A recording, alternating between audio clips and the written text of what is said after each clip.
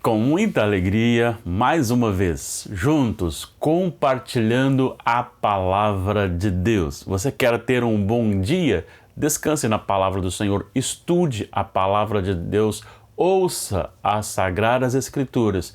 E aí, à medida que você vai lendo a Palavra de Deus, você vai se tornando conhecedor da vontade de Deus para a sua vida e, consequentemente, você será guiado em todas as suas decisões, em todos os seus atos do dia. Quando você se submete à palavra do Senhor, você com certeza erra menos, abençoa mais vidas e é feliz.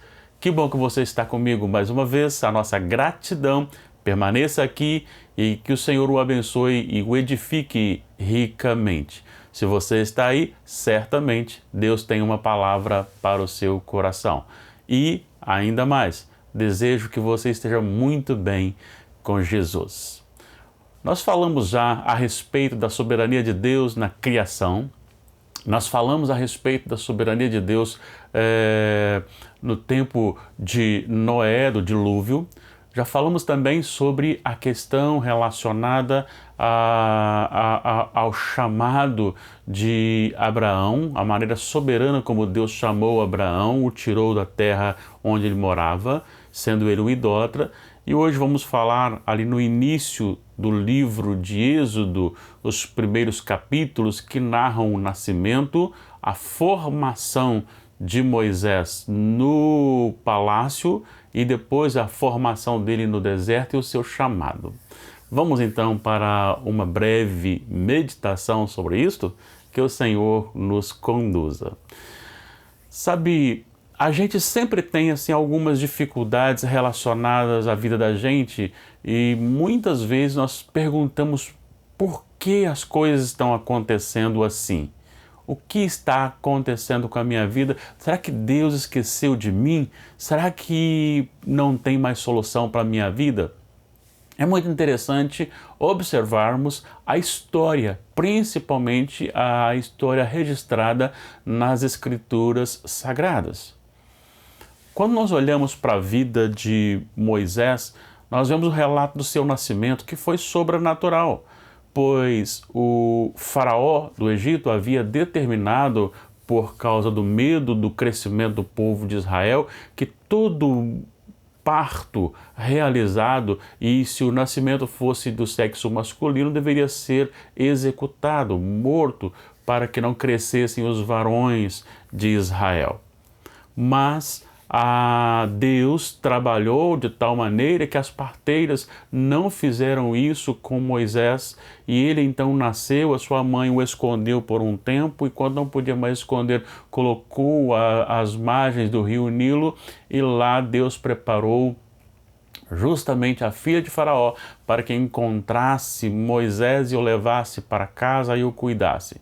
Ali ele foi treinado por 40 anos e certa feita ele vai visitar o seu povo, ele vê um egípcio batendo num hebreu e ele defende o hebreu e mata o egípcio.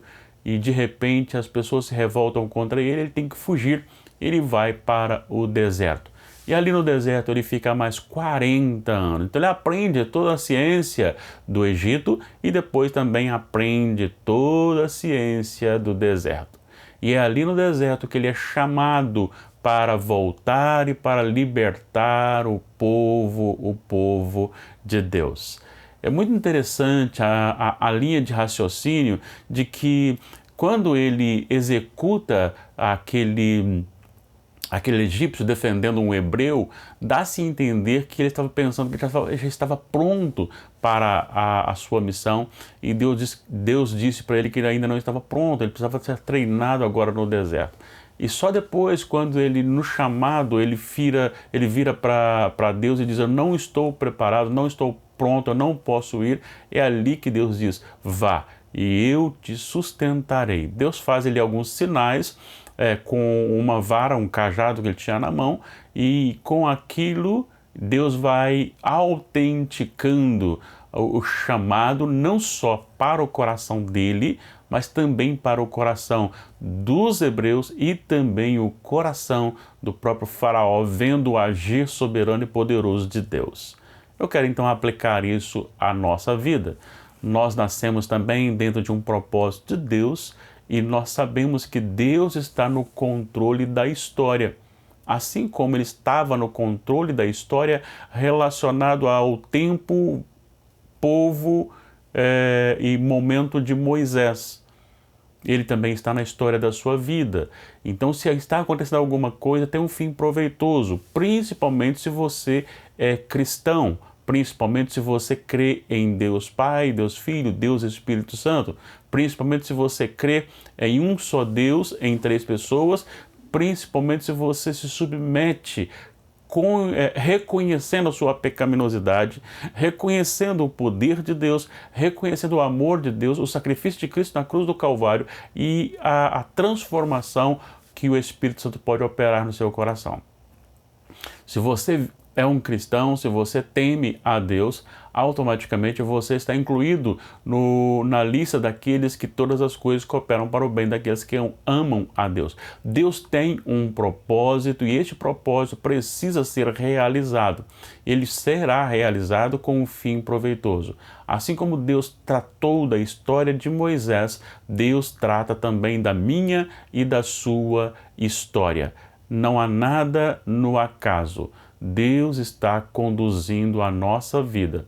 É necessário que oremos ao Senhor, leiamos a sua palavra, meditemos nela, sob orientação do Espírito Santo, para que possamos entender as realizações e a vontade de Deus sobre a nossa vida e nos adequemos a esta vontade para que o Senhor seja glorificado em nós. E eu quero dizer uma coisa, se você está passando por 40 anos no deserto, e com certeza não foram fáceis esses 40 anos no deserto do treinamento de Moisés, para que ele aprendesse tudo sobre o deserto, com certeza você está passando também com um fim proveitoso, aprender alguma coisa e ser bênção por onde você passar. Então busque isso no Senhor. Qual a razão do seu sofrimento? Qual a razão da sua aflição? Qual a razão do seu deserto? Sendo assim, coloque-se na presença de Deus, busque o Senhor, aquiete-se nele. Ele tem a sua história na sua mão e Ele pode conduzi-la e conduzirá para a glória dele. Deus abençoe ricamente a sua vida para que viva para a glória do Senhor e esteja na presença do Senhor sempre. E se Deus quiser, amanhã estaremos aqui novamente. Deus abençoe.